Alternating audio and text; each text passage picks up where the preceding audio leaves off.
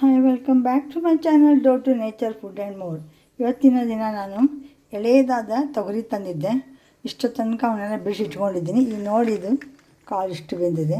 ಇದರಿಂದ ಒಂದು 2-3 ರೆಸಿಪಿ ನಾನು ಮಾಡಿ ತೋರಿಸ್ತಾ ಇದ್ದೀನಿ. ಈಗ ನಾನು ಈ ತೊಗರಿ ಕಾಳಿನಿಂದ ರವೆ ಇಡ್ಲಿ ಹೆಂಗೆ ಮಾಡೋದು, ಮಸಾಲ ಹಾಕಿ ಅನ್ನೋದು ತೋರಿಸ್ತಾ ಇದ್ದೀನಿ. ಈಗ ನಾನು ನೋಡಿ, ಇಲ್ಲಿ ಒಗ್ಗರಣೆ ಹಾಕಿದ್ದೀನಿ.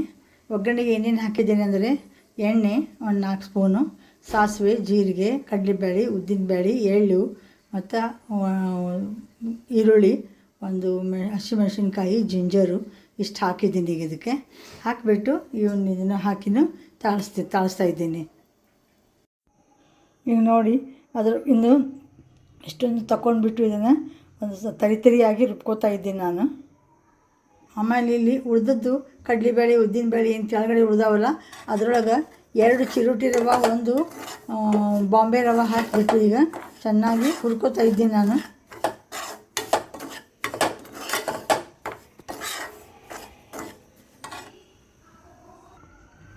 ನೋಡಿ, ಈಗ ಈ ಅವರೆಕಾಳು ಮಸಾಲನ್ನು ನಾನು ಹೀಗೆ ತರಿಯಾಗಿ ರುಬ್ಕೊಂಡಿದ್ದೀನಿ.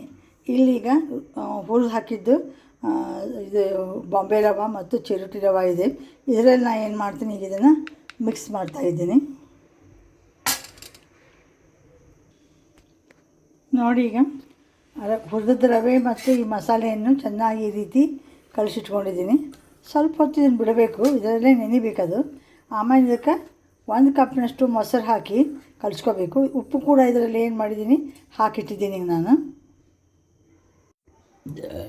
ನೋಡಿ, ಈಗ ಮೊಸರು ಹಾಕಿ ಕಲಿಸಿಟ್ಟಿದ್ದೀನಿ. ಚೆನ್ನಾಗಿ ನೆನೆದಿದೆ.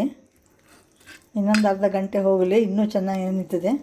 ಆಮೇಲೆ ಇದಕ್ಕೆ ಎಷ್ಟು ಬೇಕಷ್ಟು ಇದು ಹಾಕಿಬಿಟ್ಟು ಇಡ್ಲಿ ಮಾಡಿ ತೋರಿಸ್ತಾ ಇದ್ದೀನಿ ನಿಮಗೆ. ನೋಡಿ, ಇದಕ್ಕೆ ನಾನೀಗ ಏನೋ ಇದೆಯಲ್ಲ, ಈ ಬ್ಲೂ ಏನೋ ಹಾಕ್ತಾಯಿದ್ದೀನಿ. ಸುಮಾರು ಇಷ್ಟು ಹಾಕಿರ್ತೀನಿ.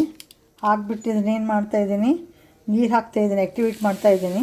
ಚೆನ್ನಾಗಿ ಆ್ಯಕ್ಟಿವೇಟ್ ಆಗಿದೆ. ಇದು ಚೆನ್ನಾಗಿ ಕಲಿಸ್ಬಿಟ್ಟು ಇಡ್ಲಿ ಪ್ಲೇಟ್ಗೆ ಎಣ್ಣೆ ಸವರಿಟ್ಟಿದ್ದೀನಿ, ಹಾಕ್ತೀನಿ ಈಗ. ನೋಡಿ, ಈಗ ಇಡ್ಲಿ ಹಾಕಿದ್ದೀನಿ. ಇದು ತುಂಬ ಚೆನ್ನಾಗಿ ಬಂದಿದೆ. ಈಗಂತೂ ನೋಡೋಣ, ಇದ್ರ ಮೇಲೆ ಮುಚ್ತೀನಿ. ಈಗ ಒಂದು 10 ನಿಮಿಷ ಇದನ್ನು ಮೀಡಿಯಮ್ ಫ್ಲೇಮ್ ಮೇಲೆ ಬೇಯಿಸ್ಬೇಕು ಇದನ್ನು.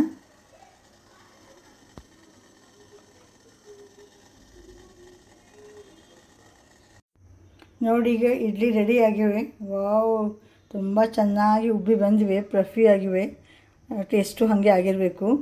ಈ ರೀತಿ ನೀವು ಏನು ಮಾಡಬೇಕು, ಇದನ್ನು ಮಾಡ್ಕೊಂಡು ನೋಡಿ ಒಂದು ಸಲ. ಅವರೆಕಾಳು ಬಂದಾಗ ಅವರೆಕಾಳು, ತೊಗರಿಕಾಳು ಬೇಕಾದ್ರಲ್ಲೇ ಮಾಡ್ಬೋದು. ಈ ರೀತಿ 2 ಮೆಥಡ್ ಒಂದೇ. ಅದು ಸ್ವಲ್ಪ ಏನೋ ಇದನ್ನು ಹಸಿ ಕೊಬ್ಬರಿ ತುರಿ ಹರಿದು ಹಾಕಿದರೆ ಸ್ವಲ್ಪ ಡಿಫ್ರೆಂಟಾಗಿ ಲುಕ್ ಕೊಡ್ತದೆ ಅದಕ್ಕೆ. ಈಗ ಡಿಶ್ ಔಟ್ ಮಾಡಿ ತೋರಿಸ್ತಾ ಇದ್ದೀನಿ ನಾನು. ನೋಡಿ, ಡಿಶ್ ಔಟ್ ಮಾಡಿದ್ದೀನಿ. ತುಂಬ ಚೆನ್ನಾಗಿ ಬಂದಿವೆ. ಒಂದು ತೋರಿಸ್ತಾ ಇದ್ದೀನಿ ನೋಡಿ. ಈಗ ಎಷ್ಟೊಂದು ಫ್ಲಫಿ ಆಗಿದೆ, ಜಾಲಿದಾರ್ ನೋಡಿ. ಇಲ್ಲಿ ಈ ರೀತಿ ನೀವು ಏನು ಮಾಡಬೇಕು, ತೊಗರಿಕಾಳಿಂದ ಮಾಡ್ಕೊಂಡು ನೋಡಿರಿ.